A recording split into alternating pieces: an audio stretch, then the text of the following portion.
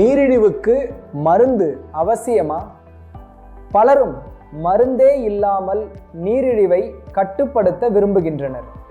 சில நேரம் வகை 2 நீரிழிவின் ஆரம்ப நிலையில் சரியான சாப்பாடு, எடை கட்டுப்பாடு மற்றும் தொடர் உடற்பயிற்சி மூலம் இரத்த சர்க்கரை அளவை சீராக்க இயலும். இது போன்ற சந்தர்ப்பங்களில் மருத்துவர் மருந்தை தற்காலிகமாக ஒத்திவைக்கலாம் அல்லது பிறகு குறைக்கலாம். ஆனால் உண்மையில் பலருக்கு மருந்து தேவைப்படுகிறது. குறிப்பாக சிலருக்கு ஆரம்பத்திலிருந்தே சர்க்கரை அளவு மிக அதிகமாக இருந்தால் அல்லது வேறு சில உடல்நல அபாயங்கள் இருந்தால் மருந்துகள் தேவைப்படும். இது தோல்வி இல்லை.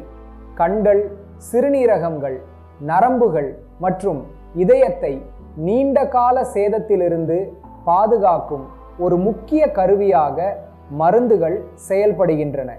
மிக முக்கியமாக, ஒருபோதும் மருந்தை நீங்களே நிறுத்தவோ குறைக்கவோ கூடாது. உடல்நிலை சீராக இருப்பதாக தோன்றினாலும் இது ஆபத்தானது. எந்த ஒரு மாற்றமும் மருத்துவரின் வழிகாட்டுதலின்படியே செய்ய வேண்டும். 2. தனித்தனி பரிசோதனைகளில் வெறும் வயிற்று இரத்த சர்க்கரை அளவு 126 mg/dL அல்லது அதற்கும் அதிகமாக இருந்தால் மருத்துவர்கள் நீரிழிவு என்று உறுதி செய்வார்கள். அந்த நிலையில் மருத்துவ வழிகாட்டுதல் மிக மிக முக்கியம். நீரிழிவு சிகிச்சை உங்கள் அளவீடுகளையும் ஒட்டுமொத்த ஆரோக்கியத்தையும் பொறுத்து காலப்போக்கில் மாறும். இதற்கு நிலையான விதிகள் எதுவும் இல்லை. குறைவான சிரமத்துடன் இரத்த சர்க்கரையை கட்டுப்படுத்துவதோடு சிறந்த நீண்டகால ஆரோக்கிய பாதுகாப்பை உறுதி செய்வதே இதன் முக்கிய நோக்கமாகும்.